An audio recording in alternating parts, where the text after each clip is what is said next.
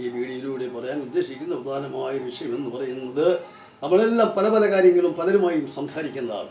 അങ്ങനെ സംസാരിച്ചു വരുമ്പോൾ പല പല തെറ്റുകുറ്റങ്ങളും നമ്മളിൽ നിന്ന് സംഭവിക്കാറുണ്ട്.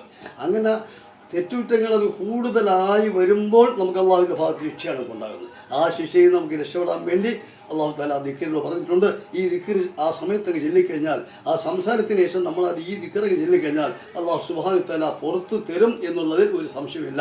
നമുക്ക് പുറത്തു തരികയും ചെയ്യും. ഞാൻ ഈ ദിക്റായി ഇവിടെ ചെല്ലാൻ പോകുകയാണ്.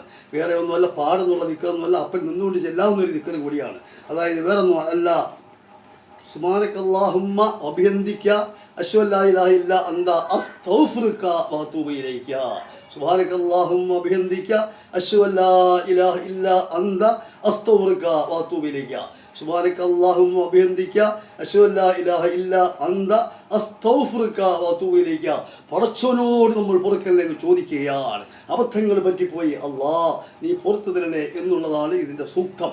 അതങ്ങ് ചൊല്ലിക്കഴിഞ്ഞാൽ അള്ളാഹു പുറത്തു തരും എന്നുള്ള വിശ്വാസം കൊണ്ട് അള്ളാഹു പുറത്തു തരട്ടെ എന്നൊക്കെ നിർത്തുന്നു. അസ്സലാമു അലൈക്കും വറഹ്മത്തുള്ളാഹി തആല വബറകാതുഹു.